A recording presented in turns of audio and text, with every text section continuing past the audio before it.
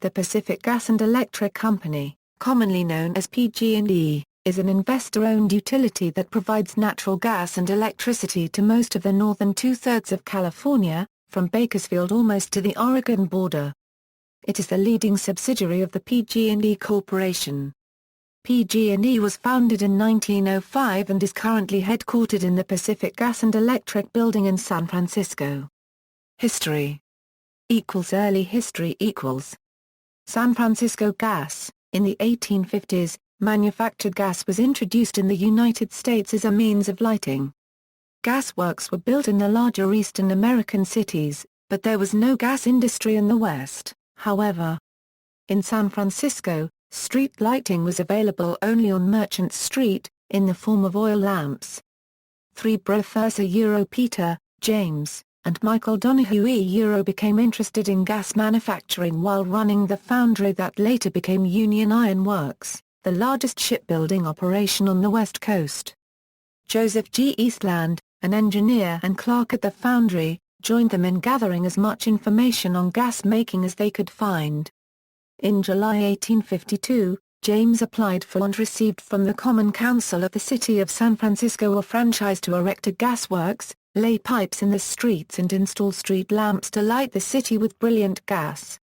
The council specified that gas should be supplied to households at such rates as will make it to their interest to use it in preference to any other material. The Donahue brothers and Eastland incorporated the San Francisco Gas Company on August 31, 1852, with $150,000 of authorized capital. The company became the first gas utility in the West. Its official seal bore the inscription Fiat Lux Let There Be Light the same slogan later adopted by the University of California. There were 11 original stockholders, and the three Donahue brothers subscribed for 610 of the 1,500 shares. The original location for the gasworks was bounded by First, Fremont, Howard and Atama Streets south of Market, on the then shore of the San Francisco Bay. Work on the plant started in November 1852, and it was ready for operation only a few months later. On the night of February 11, 1854, the streets of San Francisco were for the first time lighted by gas. To celebrate the event, the company held a gala banquet at the Oriental Hotel. Gas lighting quickly gained public favor. In the first year of operation, there were 237 customers. That number more than doubled the next year, to 563. By the end of 1855, the company had laid more than 6½ miles of pipe and 154 street lamps were in operation. The growing popularity of gaslight led to the establishment of competing gas companies, including Albin Patent Gas Company and Citizens Gas Company. These smaller companies were quickly acquired by the San Francisco Gas Company. However, one rival provided serious competition. The City Gas Company was founded in April 1870 by the Bank of California to compete with the gas monopoly held by the Donahue brothers' operation. City Gas began operation in 1872 and initiated a price war with the San Francisco Gas Company. In 1873, the companies negotiated their consolidation as a compromise and the Bank of California gained part ownership of the most lucrative gas monopoly in the West. On April 1, 1873, the San Francisco Gas Light Company was formed, representing a merger of the San Francisco Gas Company, the City Gas Company, and the Metropolitan Gas Company. San Francisco Gas and Electric, gas utilities, including San Francisco Gas Light, faced new competition with the introduction of electric lighting to California. In 1879, San Francisco was the first city in the U.S. to have a central generating station for electric customers. To stay competitive, the San Francisco Gas Light Company introduced the Argand lamp that same year. The lamp increased the light capacity of gas street lamps, but proved to be an expensive improvement and was not generally adopted. Meanwhile, the demand for electric light in the stores and factories of downtown San Francisco continued to grow. The first electric street light was erected in 1888 in front of City Hall, and the electrical grid supporting it was gradually extended. A second generating station was constructed in 1888 by the California Electric Light Company to increase production capacity. New competition also emerged in the 1880s in the form of water gas, an improved illuminant patented by Thaddeus Lowe. The United Gas Improvement Company, a water gas manufacturer organized after purchasing the Lowe gas patents, acquired a lease and then an interest in San Francisco's Central Gas Light Company on November 1, 1883. United was acquired by the Pacific Gas Improvement Company in 1884. Under the management of President Albert Miller, Pacific Gas Improvement developed into a formidable competitor to San Francisco Gas Light. Horace A. Miller, Secretary, and C.O.G. Miller, President, owned and controlled not only the Pacific Gas Improvement Company but also the Pacific Gas Lighting Company. C.O.G. Miller is buried in a pyramid mausoleum at Mountain View Cemetery, Oakland, CA. Horace Miller built an enormous mansion in Piedmont, California at 445 Mountain Avenue in 1913, designed by Arthur Brown, famous San Francisco architect. In 1888, San Francisco Gas Light built its own water gas plant at the Potrero Gas Works. The manufacturing of water gas proved successful due to the increased availability of inexpensive petroleum. The company decided to construct a modern gas works with both updated water gas manufacturing technology and a modern coal gas plant as a hedge against shortages in the supply of oil. In 1891, the North Beach Gas Works was completed under the direction of San Francisco Gas Light president and engineer Joseph B. Crockett. The facility was the largest gas holder in the U.S. west of Chicago. In 1896, the Edison Light and Power Company merged with the San Francisco Gas Light Company to form the new San Francisco Gas and Electric Company. Consolidation of gas and electric companies solved problems for both utilities by eliminating competition and producing economic savings through joint operation. Other companies that began operation as active competitors but eventually merged into the San Francisco Gas and Electric Company included the Equitable Gas Light Company, the Independent Electric Light and Power Company, and the Independent Gas and Power Company. In 1903, the company purchased its main competitor for gas lighting, the Pacific Gas Improvement Company. Pacific Gas and Electric Company equals. The San Francisco Gas and Electric Company and the California Gas and Electric Corporation merged to form the Pacific Gas and Electric Company on October 10, 1905. The consolidation provided the California Gas and Electric Corporation with access to the large San Francisco market and a base for further financing. The San Francisco Gas and Electric Company, in turn, was able to reinforce its electric system, which until then had been powered entirely by steam-operated generating plants, and could not compete with lower-cost hydroelectric power. After the merger was formally completed, engineers and management from both organizations formulated plans for coordinating and unifying the two gas and electric systems.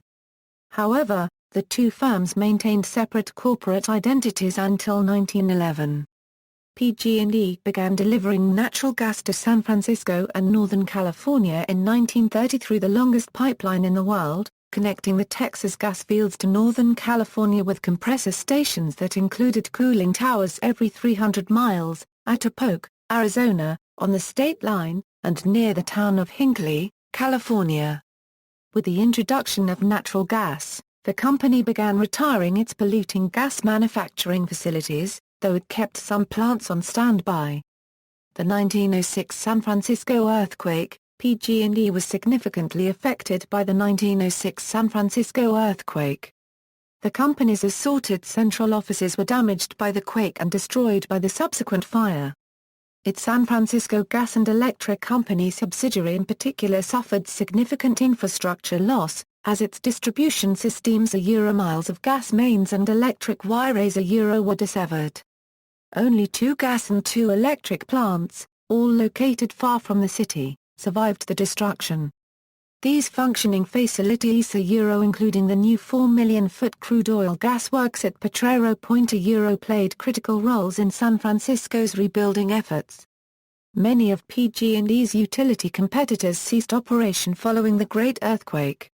However, the company's substantial capital allowed it to survive, rebuild, and expand. Sacramento Electric, Gas and Railway Company. In 1906, PG&E purchased the Sacramento Electric, Gas and Railway Company and took control of its railway operations in and around Sacramento. The Sacramento City Street Railway began operating under the Pacific Gas and Electric name in 1915, and its track and services subsequently expanded. By 1931 the Sacramento Street Railway Division operated 75 streetcars on 47 miles of track. PG&E's streetcars were powered by the company's hydroelectric plant in Folsom. In 1943, PG&E sold the rail service to Pacific City Lines, which was later acquired by National City Lines. Several streetcar lines were soon converted to bus service, and the track was abandoned entirely in 1947. During this same period, Pacific City Lines and its successor, National City Lines, with funding from General Motors, Firestone Tire, Standard Oil of California, Phillips Petroleum, and Mack Trucks were buying streetcar lines and rapidly converting most of them to bus service. This consortium was convicted in 1949 of federal charges involving conspiracy to monopolize interstate commerce and the sale of buses and supplies to National City Lines and its subsidiaries. The actions became known as the Great American Streetcar Scandal or the General Motors Streetcar Conspiracy. Further consolidation and expansion. Within a few years of its incorporation, PG&E made significant inroads into Northern California's hydroelectric industry through purchase of existing water storage and conveyance facilities. These included many reservoirs, dams, ditches and flumes built by mining interests in the Sierras that were no longer commercially viable. By 1914, PG&E was the largest integrated utility system on the Pacific Coast. The company handled 26% of the electric and gas business in California. Its operations spanned 37,000 square miles across 30 counties. The company expanded in the 1920s through strategic consolidation. Important acquisitions during this period included the California Telephone and Light Company, the Western States Gas and Electric Company and the Sierra and San Francisco Power Company, which provided hydropower to San Francisco's streetcars. These three companies added valuable properties and power and water sources. By the end of 1927, PG&E had nearly 1 million customers and provided electricity to 300 Northern Californian communities. In 1930, PG&E purchased majority stock holdings in two major Californian utility systems, Great Western Power and San Joaquin Light and Power, from the North American Company, a New York investment firm. In return, North American received shares of PG&E's common stock worth $114 million. PG&E also gained control of two smaller utilities, Midland County's Public Service and the Fresno Water Company, which was later sold. The acquisition of these utilities did not result in an immediate merger of property and personnel. The Great Western Power Company and the San Joaquin Company remained separate corporate entities for several more years. But through this final major consolidation, PG&E soon served nearly all of Northern and Central California through one integrated system. Natural gas. The gas industry market structure was dramatically altered by the discovery of massive natural gas fields throughout the American Southwest beginning in 1918. The fuel was cleaner than manufactured gas and less expensive to produce. While natural gas sources were abundant in Southern California, no economical sources were available in Northern California. In 1929, PG&E constructed a 300-mile pipeline from the Kettleman oil field to bring natural gas to San Francisco. The city became the first major urban area to switch from manufactured gas to natural gas. The transition required the adjustment of burners and airflow valves on 1.75 million appliances. In 1936, PG&E expanded distribution with an additional 45-mile pipeline from Milpitas. PG&E gradually retired its gas manufacturing facilities, although some plants were kept on standby. Defense activities boosted natural gas sales in California during World War II, but cut deeply into the state's natural reserves.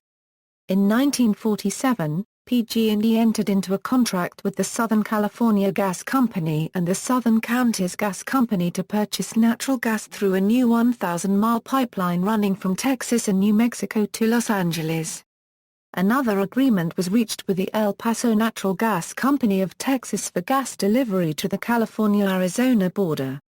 In 1951, PG&E completed a 502-mile main that connected with the El Paso network at the state line.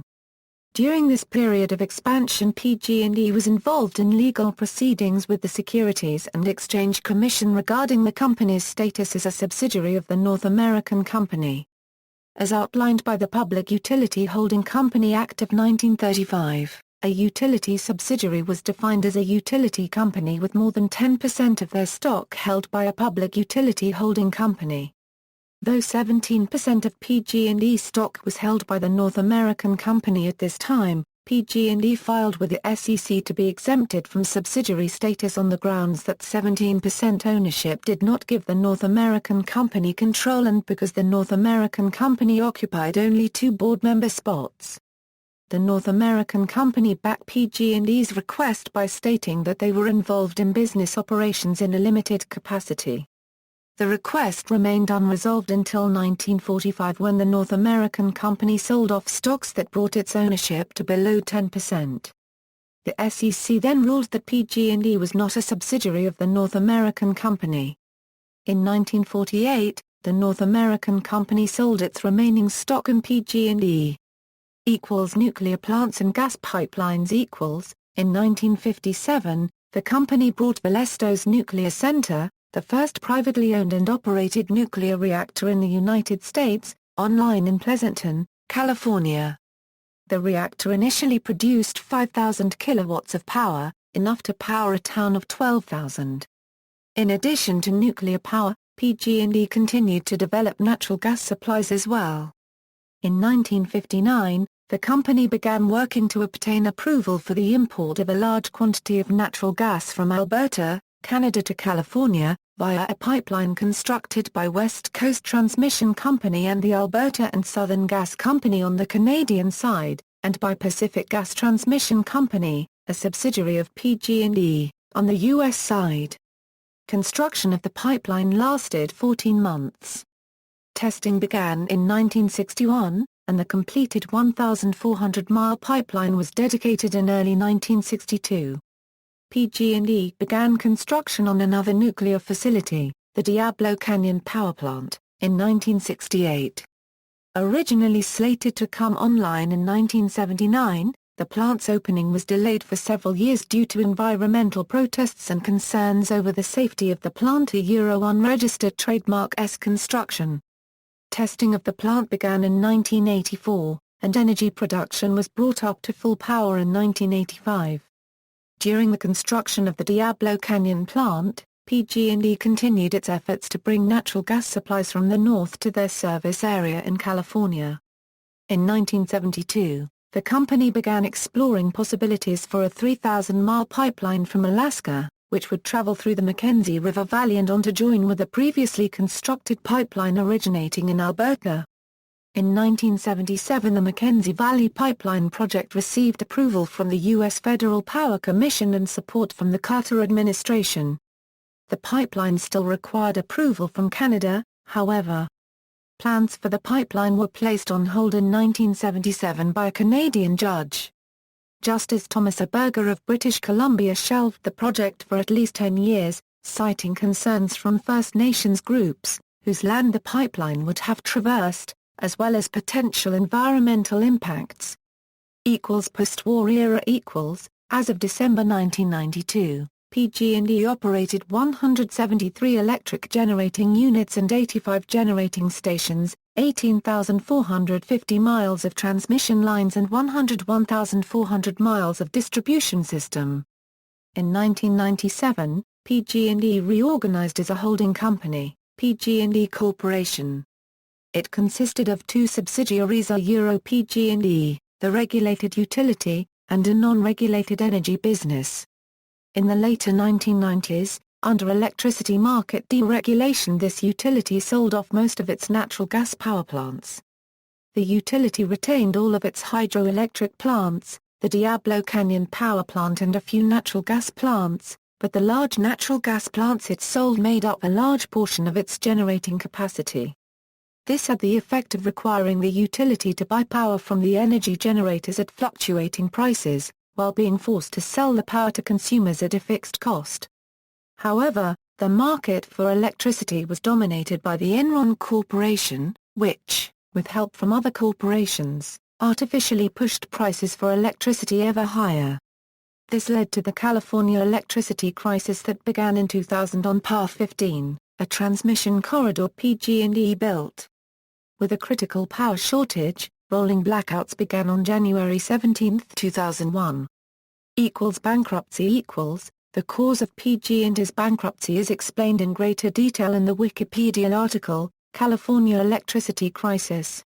In 1998, a change in the regulation of California's public utilities, including PG&E, began.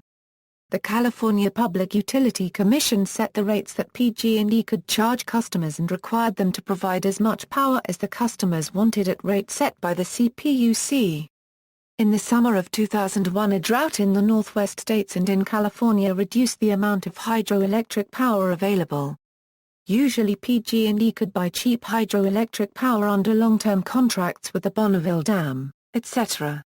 Drought and delays in approval of new power plants and market manipulation decreased available electric power generation capacity that could be generated in state or bought under long-term contracts out of state.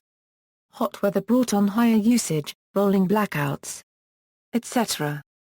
With little excess generating capacity of its own, PG&E was forced to buy electricity out of state from suppliers without long-term contracts. Because PG&E had to buy additional electricity to meet demand, some suppliers took advantage of this requirement and manipulated the market by creating artificial shortages and charged very high electrical rates. The CPUC refused to adjust the allowable electric rates. Unable to change rates and sell electricity to consumers for what it cost them on the open market, PG&E started hemorrhaging cash. PG&E Company entered Chapter 11 bankruptcy April 6, 2001. The state of California tried to bail out the utility and provide power to PG&E's 5.1 million customers, under the same rules that required the state to buy electricity at market rate high cost to meet demand and sell it at lower fixed price. The state also lost significant amounts of money. The crisis cost PG&E and the state somewhere between $40 and $45 billion. There is some evidence that this crisis played an important part in the eventual recall of California Governor Gray Davis. PG&E Company, the utility, emerged from bankruptcy in April 2004, after paying $10.2 billion to its hundreds of creditors. As part of the reorganization, PG&E's 5.1 million electricity customers will have to pay above market prices for several years to cancel the debt. Rates, territory baselines are set according to areas of the state called climate zones that have similar climate and energy needs.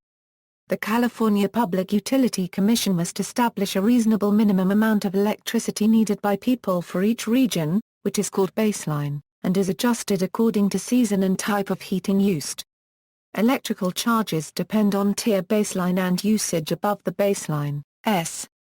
The first two lowest tiers are limited by state law not to increase more than 1% above the inflation rate, and never more than 5% per year. Because PG&E's cost of service has increased faster than this formula allows, much of the cost increases of the utility are pushed into the higher tiers 3 and 4. The billing cycle baseline is the number of days in the billing cycle multiplied by the baseline usage per day. The total charge is the usage in each tier multiplied by the rate in each tier. For example, if the billing cycle was 30 days and the tier baseline for your territory with a summer baseline of 7.5 kWh DAR, 30 equals 225 kWh for the billing cycle. The first tier applies for usage up to the baseline. The second tier applies from, the third tier applies from, and fourth apply for all usage over 2.0 BL. The electric bill in Territory Q for 800 kilowatt-hours in a 30-day billing cycle would be equals $28.901 Tier 1 plus $9.49185 Tier 2 plus $69.394 Tier 3 plus $117.46 Tier 4 equals $202.78. As can be seen, most of the cost is due to usage in Tier 3 and 4 and energy-saving practices or more efficient appliances, lighting, etc. should be considered to reduce usage out of these tiers. Gas charges would be calculated similarly, except there are only two tiers, usage below the baseline and usage above the baseline. PG&E profits are not dependent upon sales. PG&E rates are set by the California Public Utilities Commission. The profit the CPUC allows PG&E to earn is decoupled from the amount of natural gas and electricity it sells and its cost of operations. The capital investments made in natural gas pipelines, power plants, and electric transmission wires and from incentives earned by achieving energy efficiency targets set by the CPUC determine allowable rates. Shareholders invest in PG&E because the utility is allowed by the CPUC a given rate of return that supports the value of its shares and allows for dividend distributions to shareholders. Because PG&E's rate of return is set at 10.4%, well above the real cost of capital and stock market returns for other companies, it has the incentive to make more capital investments than an unregulated company, and incentives for efficiency in areas such as real estate, information technology, and smart grid projects are limited to non-existent. The CPUC has set up the rates for different territories and types of residential customers. The complicated territory boundaries and customer definitions have been in place since the 1980s. Like nearly all regulated utilities, PG&E does not have incentives to be more cost-efficient, give better service etc., in hopes of getting more customers or lowering the price the customers pay. It is unclear whether their territorial-based rate structure really saves in energy use, as it subsidizes those with high gas and electrical usage with higher than average baselines. Those with less than average baselines pay for this subsidy. One good result of the tiered charges are that there is strong incentives to use solar panels, etc. to lower the electrical usage out of the top tier's rate structure. Paying 34 cents per kilowatt-hour makes an investment in solar panels etc. pay off much sooner. The prices charged relate to the cost of making, transporting electricity plus an allowed return on invested capital and is adjusted at least annually by the CPUC. New or upgrade facilities have to be approved by the CPUC to get incorporated in the allowable rate structure. The average price of natural gas that PG&E has to pay for, the cost of the distribution system and the cost of long-term storage systems is reflected in the bill to the customer. Any additional charges are eventually paid for by the consumer of course. The average cost of residential electricity for PG&E is about 15 cents per kilowatt-hour. However, this average cost is allocated to customers through a set of complex rate structures, including discount rates for low-income customers, and higher rates for customers that use significantly more than average for their climate zone. The average in the other states is about $0.1151 per kilowatt-hour. Industrial and commercial users of electricity pay an average of $0.1377 per kilowatt-hour and agricultural users pay $0.1327 per kilowatt-hour in California. Residential customers consume 31,234 GWh per year. Commercial users consume 32,989 GWh per year, industrial users 14,804 GWh per year, agriculture 5,804 GWh per year, with the rest an assortment of miscellaneous categories. PG&E has started introducing prices per period where the rates vary by the time of day. Usage during peak usage periods costs more and usage at slack periods is at a minimum. This is done to minimize usage during peak usage periods to reduce the cost of adding new peak load generators, brownouts, etc. These plans are well underway with commercial users and will probably soon be introduced to residential customers. PG&E is currently applying a special economic development electricity rate that would offer California counties who are suffering from high unemployment lower energy bills. Upcoming rate changes. As now approved by the CPUC, there are a new set of rates that will have the effect of changing the number of tiers and flattening the rate structure. The current cost ratios for the 4 tiers in October 2015 is 1.27, 1.67207. Starting about November 2015, this will change to 1.34, 1.56, 1.94. In 2016, the number of tiers will be cut to 3 with a cost ratio for the 3 tiers of 1.4, 1.76. Whether there will be different power ratings on these tiers is not known. In 2017, there will again be 3 tiers with a cost ratio for the 3 tiers, with Tier 2 costing 1.49 times baseline as much and a new Tier 3 of 1.88 baseline rate for so-called super users consuming more than 400% of baseline power. In 2018, there will again be 3 tiers with a cost ratio for the 3 tiers, with Tier 2 costing 1.44 times baseline as much and a new Tier 3 of 1.88 baseline rate for so-called super users consuming more than 400% of baseline power. In 2019, there will again be 3 tiers with a cost ratio for the 3 tiers, with Tier 2 costing 1.25 times baseline as much and a new Tier 3 of 1.88 baseline rate for so-called super users consuming more than 400% of baseline power. Sometime in late 2015, minimum monthly bills of $10 will be charged for most customers, and $5 for low-income customers enrolled in the California Alternate Rates for Energy program. This will mainly affect solar power users with battery power options who now use little or no grid-generated electricity. On January 1, 2019, all customers will be automatically enrolled in time-of-use electricity rates, where rates vary by time of use. The idea is to shift electricity use away from times when demand is highest. This should ease strain on the power grid and limit the need for expensive peaker plants now needed for peak user demands. Generation portfolio. PG&E's utility-owned generation portfolio consists of an extensive hydroelectric system, 1 operating nuclear power plant, 1 operating natural gas-fired power plant, and another gas-fired plant under construction. 2 other plants owned by the company have been permanently removed from commercial operation, Humboldt Bay Unit 3 and Hunters Point. Hydroelectric PG&E is the largest private owner of hydroelectric facilities in the United States, including 174 dams. According to the company's Form 10-K filing for 2011, the utility Euro unregistered trademark S hydroelectric system consists of 110 generating units at 68 powerhouses, including the Helms Pumped Storage Facility, with a total generating capacity of 3,896 MW. The system includes 99 reservoirs, 56 diversions, 174 dams, 172 miles of canals, 43 miles of flumes, 130 miles of tunnels, 54 miles of pipe, and 5 miles of natural waterways.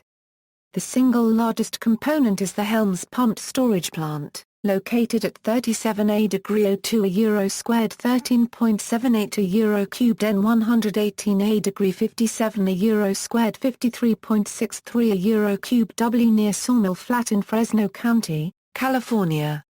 Helms consists of 3 units, each rated at 404 MW, for a total output of 1,212 MW. The facility operates between Courtright and Wishon reservoirs, alternately draining water from Courtright to produce electricity when demand is high, and pumping it back into Courtright from Wishon when demand is low. The Haas powerhouse is situated more than 1,000 feet inside a solid granite mountain.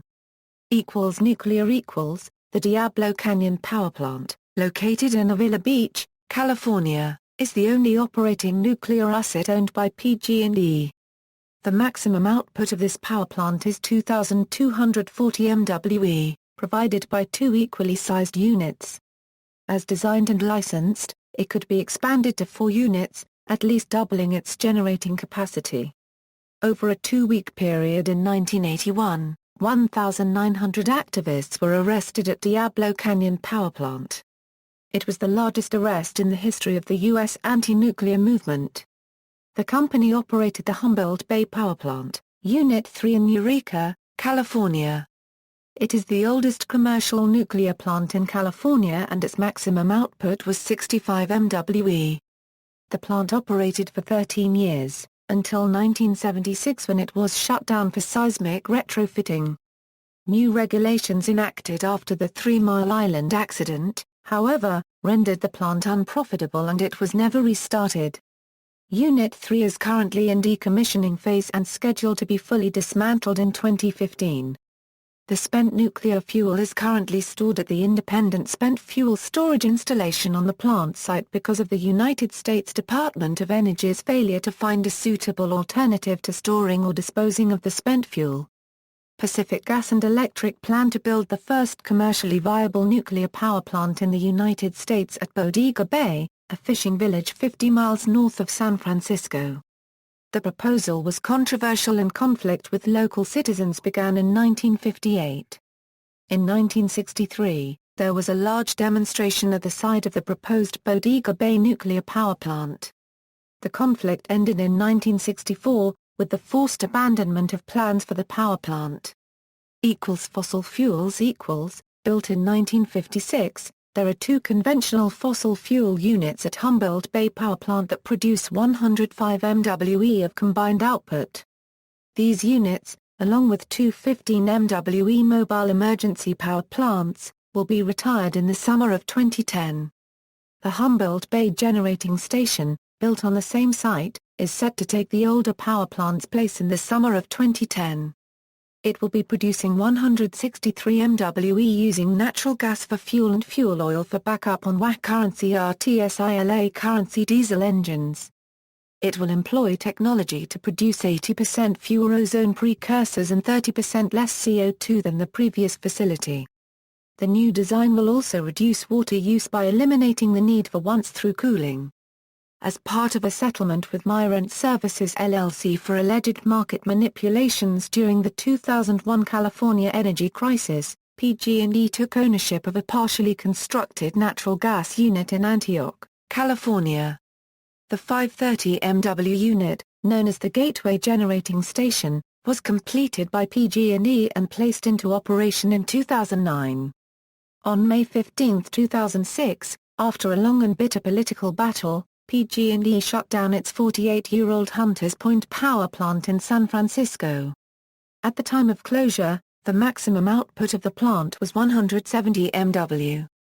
Residents of the impoverished neighborhood had been pushing for more than a decade to close the plant, claiming it contributed to above-average rates of asthma and other ailments. PG&E broke ground in 2008 on a 660 MW natural gas power plant located in Colusa County. It began operation in December 2010, and serves nearly 500,000 residences using the latest technology and environmental design. The plant will use dry cooling technology to dramatically reduce water usage, and cleaner burning turbines to reduce CO2 emissions by 35% relative to older plants.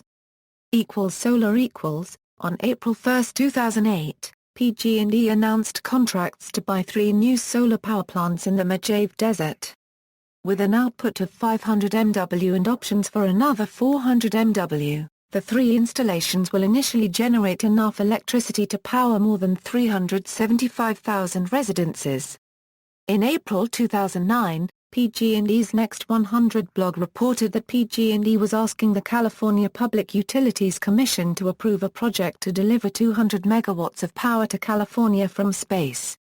This method of obtaining electricity from the sun eliminates the darkness of night experienced from solar sites on the surface of the Earth. According to PG&E spokesman Jonathan Marshall, energy purchase costs are expected to be similar to other renewable energy contracts.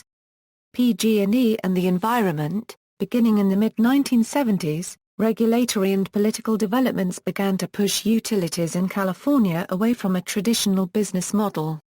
In 1976, the California state legislature amended the Warren-Alquist Act, which created and gives legal authority to the California Energy Commission, to effectively prohibit the construction of new nuclear power plants. The Environmental Defense Fund filed as an intervenor in PG&E's 1978 general rate case, claiming that the company's requests for rate increases were based on unrealistically high projections of load growth. Furthermore, EDF claimed that PG&E could more cost-effectively encourage industrial cogeneration and energy efficiency than build more power plants. As a result of EDF's involvement in PG&E's rate cases, the company was eventually fined $50 million by the California Public Utilities Commission for failing to adequately implement energy efficiency programs. Since Darby took control of the PG&E company in 2004, PG&E has aggressively promoted its environmental image through a variety of programs and campaigns. In the early first decade of the 21st century, the CEO of PG&E Corporation, Peter Darby, and then CEO of Pacific Gas and Electric Company, Tom King, publicly announced their support for California Assembly Bill 32, a measure to cap statewide greenhouse gas emissions and a 25% reduction of emissions by 2020. The bill was signed into law by Governor Arnold Schwarzenegger on September 27, 2006. Disasters groundwater contamination in Hinckley, California. The town of Hinckley, California had its groundwater contaminated with hexavalent chromium from a PG&E natural gas compressor plant, resulting in a legal case and $333 million settlement. As a result of the contamination, many had been born with birth defects, including cleft lip and palate, a missing ear, slight retardations and many more.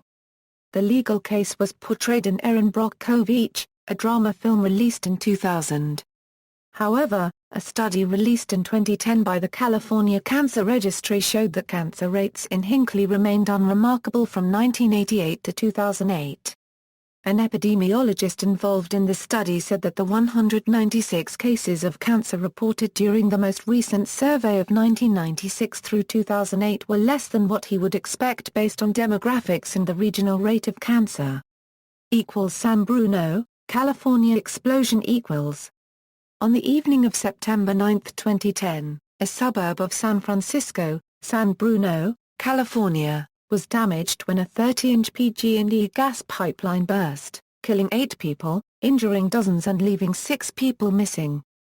The blast created a crater at the epicenter, damaging several homes, and was reported by the USGS to have a shock wave similar to a 1.1 magnitude earthquake. Following the event, the company was heavily criticized for ignoring the warnings of a state inspector in 2009 and for failing to provide adequate safety procedures. The incident then came under investigation by the National Transportation Safety Board. On August 30, 2011, the NTSB released its findings, which placed fault for the blast on PG&E. The report stated that the pipeline installed in 1956 that later burst did not even meet standards of that time. In July 2012, PG&E management initiated an advertising campaign in which the utility's new CEO, Tony Earlier previously head of DTE Energia acknowledged that PG&E had lost its way, and needed to regain the trust of its customers. Controversies. Metcalfe sniper attack. On the morning of April 16, 2013, a team of gunmen opened fire using sniper rifles on the Metcalfe transmission substation, severely damaging 17 transformers. Smart meters. In the middle of 2010, PG&E rolled out new electronic meters that replaced traditional analog electric meters. Customers whose meters were replaced with smart meters reported seeing their energy bills spike up multiple folds and accused the company of deliberately inflating their bills, along with questioning the accuracy of the meters. Complaints of PG&E's failing to honor customers' refusal of upgrading their meters also surfaced. Although the contractor that installed the meters would honor these requests, PG&E would eventually come out and replace them despite objections. Subsequently, the California Public Utilities Commission would conduct an investigation and find that of the 613 smart meter field tests, 611 meters were successfully tested and 100% passed average registration accuracy. One meter was found to have serious errors and was malfunctioning on arrival, while another was found to have serious event errors upon installation. These meters were therefore excluded from testing. Proposition 16. In 2010, PG&E was accused of attempting to stifle competition in Proposition 16, which mandated two-thirds voters' approval to start or expand a local utility. Critics argued that this would make it harder for local governments to create their own power utilities, thus effectively giving PG&E a monopoly. The company was also rebuked for supplying $46 million to support the ballot when opponents raised $100,000 in the campaign. The proposition would eventually be voted down with 52.5% in opposition and 47.5% in favor. Tax dodging and lobbying. In December 2011, the non-partisan organization Public Campaign criticized PG&E for spending $79 million on lobbying and not paying any taxes during 2008 to 2010, instead getting $1 billion in tax rebates, despite making a profit of $4.8 billion and increasing executive pay by 94% to $8.5 million in 2010 for its top 5 executives. Restatements. On February 28, 2002, after the collapse of Enron, which used dubious accounting and partnerships to hide its debt, PG&E announced to restate results dating back to 1999, to show leases related to power plant construction that had been previously kept off its balance sheet. On June 27, 2003, PG&E National Energy Group, a unit of PG&E Corporation, revised its 2002 Form 10 per A to reclassify certain offsetting revenues and expenses, which net to zero. PG&E revised its 2002 Form 10 per A accordingly to reflect the change. See also: Battery to Grid, Southern California Edison, Diablo Canyon Power Plant, San Diego Gas and Electric, list of articles associated with nuclear issues in California. References. Bibliography: Coleman, Charles M. P.G.